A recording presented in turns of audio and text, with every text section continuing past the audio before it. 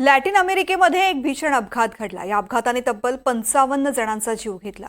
ड्रायव्हरचं बसवरचं नियंत्रण सुटलं आणि बस दरीमध्ये थेट कोसळली। या अपघातानंतर ग्वाटेमालामध्ये एक दिवसाचा दुखवटाही जाहीर करण्यात आला। पाहुयात या अपघातावरचा हा रिपोर्ट। माझ्या मुलीचा मृत्यू होणं ही एक असह्य वेदना आहे। हे तिचं जाण्याचं वय नव्हतं। आता मी काय करू शकते? आता काय, माझ्या नातवंडांचं संगोपन करेन।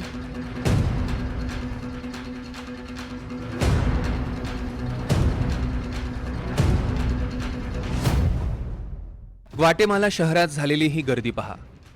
इथे जमलेले लोक आपल्या नातेवाईकांना शोधतायत। तुमचा माणूस जिवंत आहे हे डॉक्टरांचं वाक्य ऐकण्यासाठी त्यांचा प्राण कानाशी आलाय, पण त्यांना माहितीये त्यांच्या पदरी निराशाच पडणार आहे।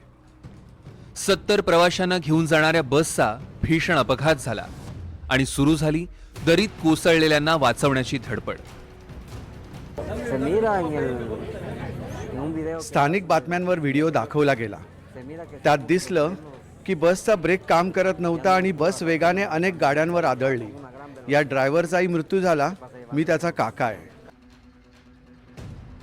सोमवारी सकाळी सेंट्रल अमेरिकेतील ग्वाटेमाला शहर जीव वाचवण्यासाठी सुरू असलेल्या आकांतानं जागं झालं असंच म्हणावं लागेल, कारण लॅटिन अमेरिकेच्या इतिहासातील अतिशय भीषण अपघात ग्वाटेमाला शहरात झाला, ज्यानं तब्बल 55 लोकांचा बळी घेतला।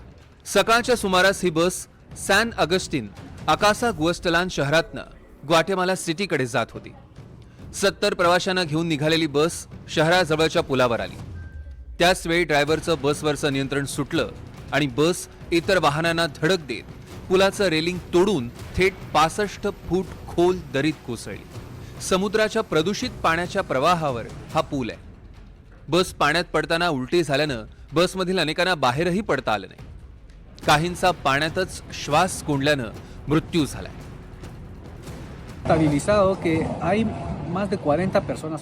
बस जाताना पाहणाऱ्या वाहन चालकांच्या म्हणण्यानुसार ती खचाखच भरलेली होती। या बसमधून लोक त्यांच्या कामाच्या ठिकाणी पोहोचतात। जेव्हा ही बस पडली तेव्हा लोक एकमेकांवर कोसळले। त्यांना अनेक जखमा झाल्या, त्यामुळेच बऱ्याच जणांचा जागेवरच मृत्यू झाला। यात लहान मुलांसह 36 पुरुष आणि 15 महिलांचा मृत्यू झाला। 51 मृतदेहांची ओळख पटवण्यात यश आलंय, मात्र 4 मृतदेह छिन्न विछिन्न अवस्थेत असल्यानं हाताच्या ठशांवरून ओळख पटवली जाणार आहे। लोकांची ओळख पटवण्याचा आता एकच मार्ग आहे, बोटांच्या ठशाचे रेकॉर्ड जे नॅशनल सिव्हिल पोलीस सिस्टीमकडे आहेत। या अपघातात जखमी झालेल्यांना जवळच्या रुग्णालयात दाखल करण्यात आलंय।